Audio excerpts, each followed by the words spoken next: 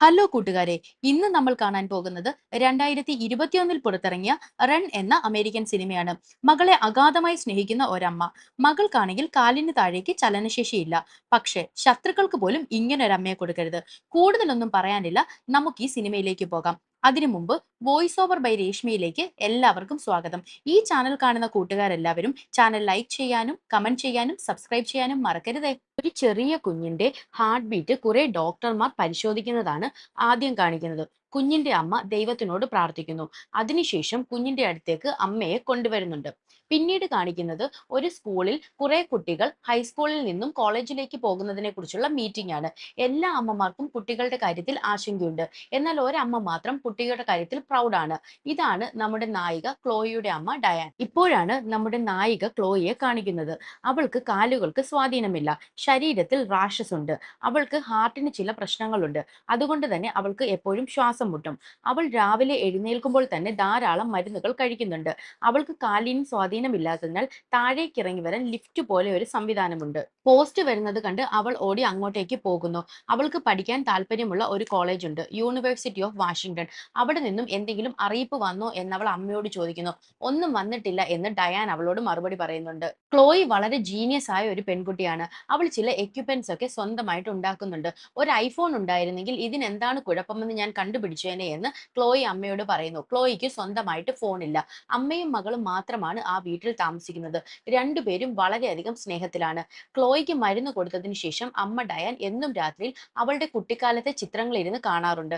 അമ്മയ്ക്ക് ഭയങ്കര സ്നേഹമാണ് ക്ലോയിയോട്. അമ്മ കടയിൽ നിന്നും സാധനങ്ങൾ വാങ്ങി വരുന്നത് കണ്ട ക്ലോയി അതിൽ നിന്നും കുറച്ച് മിഠായി അടിച്ചു മാറ്റാനായി ആ കവർ എടുക്കുന്നു. അപ്പോഴാണ് അതിലൊരു ഗുളിക അവളുടെ കണ്ണിൽ പെടുന്നത്. അതിൽ അമ്മയുടെ പേരാണ് എഴുതിയിരിക്കുന്നത്. അമ്മയാണോ ഈ ഗുളിക കഴിക്കുന്നതെന്നോർത്ത് അവൾ അത് തിരികെ വെക്കുന്നു. എന്നാൽ രാത്രിയിൽ വന്നപ്പോൾ ക്ലോയിക്ക് അമ്മ ആ മരുന്ന് കൊടുക്കുന്നത് കണ്ടിട്ട് ഇത് അമ്മയുടെ മരുന്നല്ലേ എന്ന് അവൾ ചോദിക്കുന്നു. അതിന് ഡയാൻ, അല്ല നീ എന്താ പറയുന്നത്, ഇത് എന്റെ മരുന്നല്ല, ഡോക്ടർ നിനക്ക് തന്ന പുതിയ മരുന്നാണെന്ന് പറയുന്നു. അപ്പോൾ ക്ലോയി, പക്ഷെ ഞാൻ ഇതിൽ അമ്മയുടെ പേരാണല്ലോ കണ്ടതെന്ന് ചോദിക്കുന്നു. അപ്പോൾ ഡയാൻ, അല്ല ഇതിൽ നിന്റെ പേരാണ്, പക്ഷെ റിസിപ്റ്റിന്റെ സ്ഥാനത്ത് എന്റെ പേര് എഴുതിയതാണെന്ന് പറയുന്നു. പിറ്റേന്നും പോസ്റ്റ് കൊണ്ടുവരുന്ന വണ്ടി വരുന്നു. അവൾ ഓടിച്ചെന്ന് നോക്കുമ്പോൾ ഇത്തവണയും നിനക്ക് കത്തൊന്നും വന്നിട്ടില്ല, അഥവാ വന്നാൽ തന്നെ അത് ആദ്യം തുറന്ന് വായിക്കുന്നത് നീ ആയിരിക്കുമെന്ന് ഡയാൻ അവളോട് ഉറപ്പ് നൽകുന്നുണ്ട്. രാവിലെ ആ മരുന്നെടുത്ത ക്ലോയിക്ക് ആ മരുന്നിൽ എന്തൊക്കെയോ സംശയങ്ങൾ തോന്നുന്നു.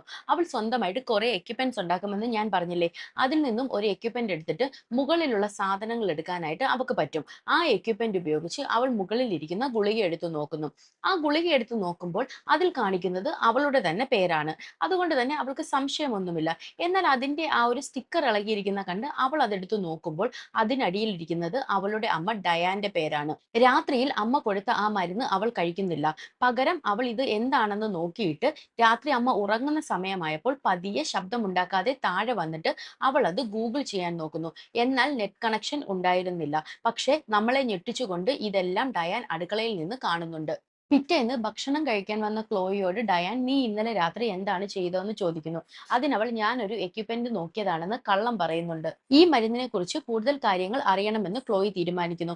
അതുകൊണ്ട് തന്നെ പിറ്റേന്ന് അമ്മ ചെടികൾ നനയ്ക്കുന്ന സമയത്ത് അവൾ ഫോൺ എടുത്ത് ഫാർമസിയിലേക്ക് വിളിക്കുന്നു. എനിക്കൊരു മരുന്നിനെ കുറിച്ച് കൂടുതൽ കാര്യങ്ങൾ അറിയണമെന്ന് പറയുന്നു. പക്ഷെ ഫോൺ എടുത്ത ലേഡി ഇത് ഡയാൻ അല്ലേ എന്ന് ചോദിക്കുന്നത് കേട്ടതും പെട്ടെന്ന് തന്നെ അവൾ ഞെട്ടി ഫോൺ കട്ട് ചെയ്യുന്നു. അതിനുശേഷം അവൾ ഏതെങ്കിലും ഒരു നമ്പറിൽ വിളിക്കാമെന്ന് തീരുമാനിക്കുന്നു. അങ്ങനെ അവൾ മനസ്സിൽ തോന്നിയ ഒരു നമ്പർ ഡയൽ ചെയ്യുന്നു. ആ കോൾ കണക്ട് ആയതും ഫോൺ എടുത്ത ആളോട് അവൾ, എന്റെ പേര് ക്ലോയി എന്നാണ്, എനിക്ക് 17 വയസ്സുണ്ട് എന്ന് പറയുന്നു. ഇതെല്ലാം കേട്ടിട്ട് ഏത് പെണ്ണാണ് വിളിക്കുന്നതെന്നും ചോദിച്ച് അദ്ദേഹത്തിന്റെ ഭാര്യ വഴക്കുണ്ടാക്കുന്നുണ്ട്. ഒടുവിൽ അയാൾ ക്ലോയിയെ ഹെൽപ്പ് ചെയ്യാമെന്ന് സമ്മതിക്കുന്നു. അപ്പോഴാണ് അവൾ പറയുന്നത്, ആ മരുന്ന് ഒന്ന് ഗൂഗിൾ ചെയ്ത് നോക്കാമോ എന്ന്. ആ ഗൂഗിൾ ചെയ്ത് നോക്കിയ അയാൾ ഇത് എന്തിനുള്ള മരുന്നാണെന്ന് അവൾക്ക് പറഞ്ഞു കൊടുക്കുന്നു. അതായത് ഹാർട്ടിന്റെ പ്രശ്നങ്ങൾക്കുള്ള മരുന്നാണ്. അവൾക്ക് എന്നിട്ടും സംശയം മാറാതെ ആ ഗുളികകളെല്ലാം ഒരേ നിറത്തിലുള്ളതാണോ എന്ന് ചോദിക്കുന്നു. അത് കേട്ടതും അയാൾ, അതെ അവയെല്ലാം ഒരേ നിറത്തിലുള്ളതാണ്, അവയുടെ നിറം ചുമപ്പാണെന്ന് പറയുന്നു. ഇത് കേട്ട് ക്ലോയി ശരിക്കും ഷോക്കാവുന്നുണ്ട്. കാരണം അവളുടെ കയ്യിലിരിക്കുന്നത് പച്ച കളറിലെ മരുന്നാണ്. അമ്മ അവൾക്ക് കള്ളം പറഞ്ഞാണ് ആ മരുന്ന് കൊടുക്കുന്നത്. അതെന്താണെന്ന് അവൾക്ക് മനസ്സിലാവുന്നില്ല. ഇതിനെക്കുറിച്ച് കൂടുതൽ അറിഞ്ഞേ മനസ്സിലാകൂ എന്ന് കരുതിയ അവൾ പിറ്റേന്ന് ഭക്ഷണം കഴിക്കാനിരിക്കുമ്പോൾ അമ്മയോട്, നമുക്കൊരു സിനിമ കാണാൻ പോയാലോ എന്ന് ചോദിക്കുന്നു.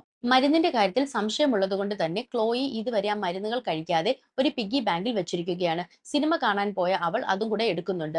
എന്നിട്ട് സിനിമ കണ്ടുകൊണ്ടിരിക്കുന്ന അമ്മയോട്, എനിക്കൊന്ന് ടോയ്ലറ്റിൽ പോകണമെന്ന് പറയുന്നു. ടോയ്ലറ്റിൽ പോകാനായി ഇറങ്ങിയ അവൾ പെട്ടെന്ന് തന്നെ പുറത്തേക്ക് ഇറങ്ങി അടുത്തുള്ള ഒരു ഫാർമസിയിലേക്ക് ചെല്ലുന്നു.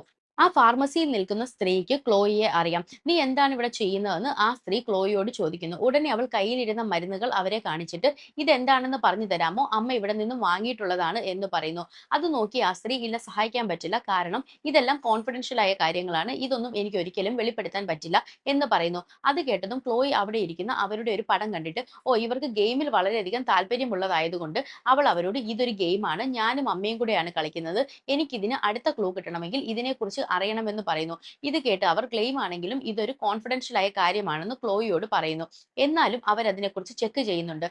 എന്നിട്ട് അവർ ക്ലോയിയോട്, "നീ പേടിക്കണ്ട. ഇത് നിന്റെ അമ്മയുടെ മരുന്നൊന്നുമല്ല. ഇത് നിങ്ങളുടെ വീട്ടിലെ ഡോഗിനുള്ളതാണെന്ന്" പറയുന്നു. അത് കേട്ട ക്ലോയി, "ഇത് ഡോഗ് മെഡിസിൻ ആണോ?" എന്ന് ചോദിക്കുമ്പോൾ, "അതെ, ഡോഗുകളുടെ കാലിന്റെ മസിൽ റിലാക്സന്റ് ആണ് ഈ മെഡിസിൻ. അവയ്ക്ക് കാലിന് വേദനയുണ്ടാകുമ്പോൾ അവയ്ക്ക് ഉപയോഗിക്കുന്നതാണ്" എന്ന് പറയുന്നു. ഇത് കേട്ട് ക്ലോയി ശരിക്കും ഷോക്ക് ആകുന്നു. അപ്പോൾ ഇത് ഒരു മനുഷ്യൻ ഉപയോഗിച്ചാൽ എന്ത് സംഭവിക്കുമെന്ന് ചോദിക്കുമ്പോൾ ഫാർമസിസ്റ്റ് സംശയത്തോടെ, "ഇതൊക്കെ എന്തിനാണ് നീ തിരക്കുന്നത്?" എന്ന് ചോദിക്കുന്നു. "പറയൂ, എന്താണ് സംഭവിക്കുന്നത്?" എന്ന് ചോദിക്കുമ്പോഴേക്കും അവിടേക്ക് ഡയാൻ വേഗത്തിൽ വരുന്നു. അത് എന്തെങ്കിലും തരത്തിൽ മനുഷ്യർ ഇത് ഉപയോഗിക്കുകയാണെങ്കിൽ അവരുടെ കാലുകൾക്ക് പ്രശ്നമുണ്ടാകുമെന്ന് പറയുന്നു. ഇത് കേട്ടതും ക്ലോയി ഷോക്ക് ആവുന്നു. കാരണം ക്ലോയിക്ക് കാര്യങ്ങൾ മനസ്സിലായി. ഈ മരുന്ന് ഉപയോഗിച്ചത് കൊണ്ടാണ് അവളുടെ കാലുകൾ ഇപ്പോഴും നന്നായിട്ടിരിക്കുന്നതെന്ന് അവൾക്ക് മനസ്സിലാകും. അവിടേക്ക് വന്ന ഡയാൻ കൂടെ നിൽക്കുന്നവരോട്, "അങ്ങോട്ടൊന്ന് മാറി നിൽക്കൂ, ഞങ്ങൾക്ക് അല്പം സ്പേസ് തരൂ" എന്ന് പറഞ്ഞിട്ട് ഫാർമസിസ്റ്റിനോട് ഐസ് ബക്കറ്റ് കൊണ്ടുവരാൻ പറയുന്നു. അവരത് എടുക്കാൻ പോകുമ്പോഴേക്കും എന്തോ ഒന്ന് ആരും കാണാതെ ക്ലോയിയുടെ തുടയിലേക്ക് ഇൻജെക്ട് ചെയ്യുന്നുണ്ട്. വീട്ടിൽ ക്ലോയിയെ ഉറക്കി കിടത്തിയിട്ട് ഡയാൻ ഫാർമസിനെ വിളിച്ച്, "ക്ലോയിക്ക് ഡോക്ടർ മരുന്നുകൾ മാറ്റി നൽകിയിരിക്കുകയാണ്. പുതിയ മെഡിസിൻ എടുത്തിട്ട് അവൾക്ക് ചില തകരാറുകളുണ്ട്" എന്നൊക്കെ പറഞ്ഞ് കൺവിൻസ് ചെയ്യിക്കുന്നുണ്ട്. ഉറക്കമുണർന്ന ക്ലോയി മുറിയിൽ ഫുഡ് വെച്ചിരിക്കുന്നത് കണ്ടിട്ട്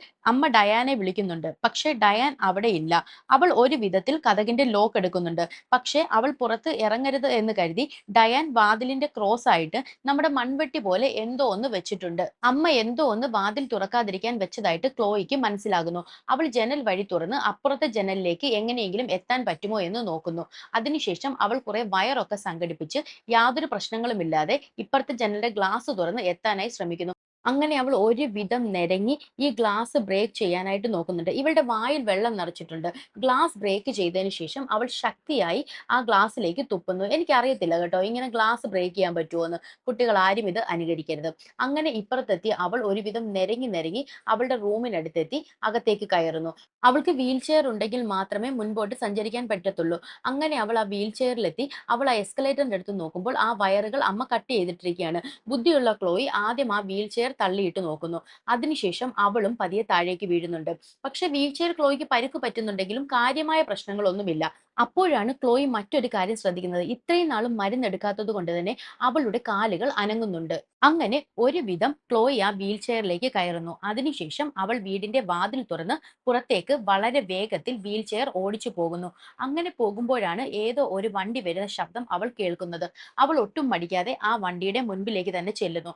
പോസ്റ്റിന്റെ വണ്ടിയാണത്. ആ വണ്ടി അവളെ ഇടിക്കാനായി പോകുമ്പോഴേക്കും പെട്ടെന്ന് അതിലെ ഡ്രൈവർ വണ്ടി നിർത്തി ചാടിയിറങ്ങുന്നു. അയാളുടെ പേര് ജോൺ എന്നാണ്. അയാൾക്ക് ക്ലോയിയെ അറിയാം. "നീ എന്താണ് ഇവിടെ ചെയ്യുന്നതെന്ന് ചോദിക്കുമ്പോൾ, എന്നെ ഒന്ന് സഹായിക്കാമോ" എന്ന് ജോണിനോട് അവൾ ചോദിക്കുന്നു. ഇതേ സമയം ഡയാൻ വീട്ടിലേക്ക് കാർ ഓടിച്ചു വരികയാണ്. ക്ലോയിയെ സഹായിക്കാനായി അയാൾ മുന്നിലേക്ക് എടുക്കുമ്പോഴാണ് ഡയാൻ വരുന്നത് കാണുന്നത്. "എന്നെ അമ്മയിൽ നിന്നും ഹെൽപ്പ് ചെയ്യൂ" എന്ന് ക്ലോയി അയാളോട് പറയുന്നു. ഡയാൻ ഓടി വന്നിട്ട്, "എന്താണ് സംഭവിച്ചത്? ക്ലോയിക്ക് ബ്ലീഡ് ചെയ്യുന്നുണ്ടല്ലോ" എന്ന് ചോദിക്കുന്നു. "നീയാണ് അവളെ ഉപദ്രവിച്ചതെന്ന് ജോൺ ഡയാനോട് പറയുന്നു. ഇത് കേട്ടതും ഡയാൻ വീണ്ടും അയാളെയും മാനിപ്പുലേറ്റ് ചെയ്യാൻ ശ്രമിക്കുന്നു.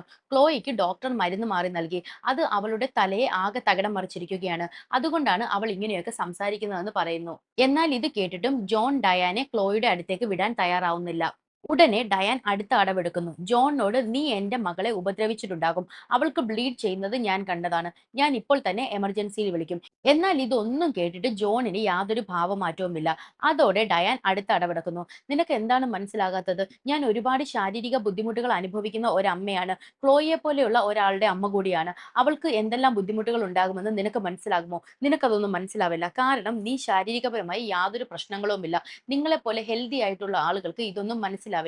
പ്ലീസ് ദയവ് ചെയ്ത് എന്റെ മകളുടെ അടുത്തേക്ക് എന്നെ വിടൂ. എനിക്ക് അവളെ കാണണം എന്ന് പറയുന്നു. ഉടനെ ജോൺ പറ്റില്ല എന്ന് ഉറപ്പിച്ചു പറയുന്നു. ഇത് കേട്ടതും ശരി എങ്കിൽ നമുക്ക് അവളെ ഹോസ്പിറ്റലിലേക്ക് കൊണ്ടുപോകാം. ആ വണ്ടിയുടെ പിന്നാലെ ഞാൻ വരുന്നത് കൊണ്ട് നിനക്ക് കുഴപ്പമുണ്ടോ എന്ന് ചോദിക്കുന്നു. അതിന് ജോൺ ഇല്ല, തീർച്ചയായും നിങ്ങൾ വന്നോളൂ എന്ന് പറയുന്നു. ജോൺ ക്ലോയിയുടെ അടുത്തേക്ക് ചെന്നിട്ട് നിനക്ക് പോലീസിൽ പോണോ അതോ ഹോസ്പിറ്റലിൽ പോണോ എന്ന് ചോദിക്കുമ്പോൾ ക്ലോയി എനിക്ക് പോലീസിൽ പോണമെന്ന് പറയുന്നു. പെട്ടെന്നാണ് ജോണിന്റെ പിറകിൽ നിന്നും ഡയാൻ അവനെ എന്തോ ഇഞ്ചക്ട് ചെയ്ത് മയക്കുന്നത്. ഇത് കണ്ട് ക്ലോയി പാനിക്കായിട്ട് ഉറക്കെ നിലവിളിച്ച് കരയുന്നു. കണ്ണു തുറക്കുന്ന ക്ലോയി കാണുന്നത് അവൾ വീടിന്റെ ബേസ്മെന്റിൽ കിടക്കുന്നതാണ്. ശരിക്കും ക്ലോയി ഞെട്ടിപ്പോകുന്നു.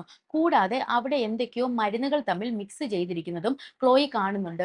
അവൾക്ക് കാര്യങ്ങളൊന്നും മനസ്സിലാവുന്നില്ല. പെട്ടെന്നാണ് അവിടെ ഇരിക്കുന്ന ഒരു ലെറ്റർ അവൾ കാണുന്നത്. അതെടുത്ത് നോക്കുന്ന ക്ലോയി ഷോക്കാവുന്നു. അത് മറ്റൊന്നുമല്ല, അവൾ ആഗ്രഹിച്ച കോളേജിൽ നിന്നും അവളെ കോഴ്സിന് ഇൻവൈറ്റ് ചെയ്തുകൊണ്ടുള്ള കത്തായിരുന്നു. ദേഷ്യം വന്ന ക്ലോയി അതെല്ലാം തട്ടിത്തെറിപ്പിക്കുന്നു. പിന്നീട് മറ്റൊരു കവർ കണ്ട ക്ലോയി അതെടുത്ത് നോക്കുമ്പോൾ അതിൽ അവളുടെ കുട്ടിക്കാലത്തെ ഫോട്ടോകളാണ്. പക്ഷെ ആ ഫോട്ടോകളിലൊന്നും ക്ലോയിയുടെ കാലിന് യാതൊരു കുഴപ്പവുമില്ല. അതായത് കുട്ടിക്കാലത്ത് അവൾക്ക് യാതൊരു കുഴപ്പവും ഉണ്ടായിരുന്നില്ല. പെട്ടെന്നാണ് ക്ലോയി തൊട്ടടുത്തിരിക്കുന്ന ഒരു പേപ്പർ കാണുന്നത്. അതൊരു ഡെത്ത് സർട്ടിഫിക്കറ്റ് ആണ്. അത് പക്ഷെ ക്ലോയിയുടെ പേരിലുള്ളതാണ്. അതിൽ അവൾ ജനിച്ചിട്ട് വെറും 2 മണിക്കൂർ മാത്രമാണ് ജീവിച്ചിരുന്നത്. അത് കണ്ട് ക്ലോയി ഞെട്ടിപ്പോകുന്നുണ്ട്. പിന്നെയാണ് നമ്മളെ ഫ്ലാഷ് ബാക്ക് കാണിക്കുന്നത്. ഡയാന്റെ മകൾ ശരിക്കും മരിച്ചു പോയിരുന്നു.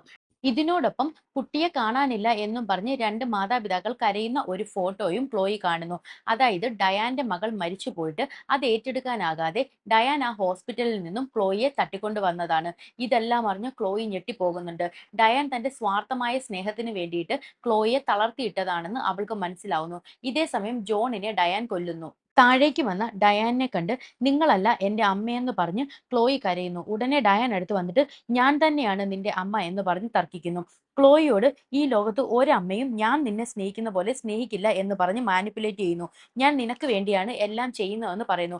ഇത് കേട്ട ക്ലോയി ഇല്ല, എന്നോട് ഒരിക്കലും ഇങ്ങനെയൊന്നും ചെയ്യാൻ പാടില്ലായിരുന്നു. ശരിക്കും എനിക്ക് പ്രശ്നങ്ങൾ ഉണ്ടായിരുന്നു. ഞാൻ ജനിച്ചപ്പോൾ ഹെൽത്തി ആയിരുന്നില്ലേ എന്ന് ചോദിക്കുന്നു. അതിന് ഡയാൻ നീ ഒരു തവണ പറ, ഞാൻ നിന്നെ നന്നായി നോക്കിയിട്ടില്ലെന്ന് ഒരു തവണ പറ എന്ന് പറഞ്ഞ് വീണ്ടും വീണ്ടും ക്ലോയിയെ മാനിപ്പുലേറ്റ് ചെയ്യാനാണ് ശ്രമിക്കുന്നത്. എന്നാൽ ക്ലോയി തിരിച്ച് എന്റെ ഹാർട്ട് നോർമൽ ആയിരുന്നില്ലേ, എനിക്ക് സ്കിന്നിൽ റാഷസ് വന്നത് എന്തുകൊണ്ടാണെന്ന് ചോദിക്കുന്നു. നിങ്ങളാണ് എന്നെ ഇങ്ങനെ ആക്കിയതെന്ന് ക്ലോയി ഡയാനെ കുറ്റപ്പെടുത്തുന്നു. ഇത് കേട്ട് ദേഷ്യം വന്ന ഡയാൻ ക്ലോയിയുടെ അടുത്തുനിന്ന് പോയിട്ട് പെയിൻ തിന്നർ പോലെ എന്തോ ഒന്ന് അവിടെ ഇരിക്കുന്ന മരുന്നിലേക്ക് മിക്സ് ചെയ്യുന്നു. എന്നിട്ട് അതൊരു സിറിഞ്ചിലാക്കി ക്ലോയിയെ കുത്തിവെക്കാനായിട്ട് ശ്രമിക്കുന്നുണ്ട്. ഇത് കണ്ട ക്ലോയി അമ്മ എന്നെ ഒന്നും ചെയ്യരുത്, എനിക്ക് ജീവിക്കണം, എനിക്ക് മരിക്കാൻ പേടിയാണ്, ഉപദ്രവിക്കരുതേ എന്ന് പറഞ്ഞ് കരയുന്നുണ്ട്. പക്ഷെ ഇതൊന്നും ഡയാൻ ശ്രദ്ധിക്കുന്നില്ല. ഒടുവിൽ ക്ലോയി എങ്ങനെയൊക്കെയോ നിരങ്ങി നിരങ്ങി തൊട്ടപ്പുറത്തുള്ള ഒരു മുറിയിലേക്ക് ചെല്ലുന്നു. അവൾ കാലുകൊണ്ട് ഒരു വിധത്തിൽ ആ ഡോർ അടയ്ക്കുന്നു. പുറത്തു നിന്നും ഡയാൻ വാതിലിൽ മുട്ടുന്നുണ്ട്. ക്ലോയി ഇതെല്ലാം കണ്ട് പേടിച്ചു കരയുകയാണ്. പിന്നെയാണ് അവൾ അവിടെ ഇരിക്കുന്ന മരുന്നുകൾ കാണുന്നത്. അതിൽ നിന്നും ഒരെണ്ണം അവൾ വല്ലാതെ ബുദ്ധിമുട്ടി എടുക്കുന്നുണ്ട്. അതെടുത്ത് അവൾ വായിച്ചു നോക്കുമ്പോൾ അതൊരു കൊടിയ വിഷമാണ്. അത് കഴിച്ചാൽ ഉടനെ തന്നെ ഹോസ്പിറ്റലിൽ എത്തിച്ചില്ലെങ്കിൽ ആൾക്ക് മരണം സംഭവിക്കും. അപ്പോഴേക്കും ഡയാൻ വാതിൽ തുറന്ന് അവിടേക്ക് വന്നു.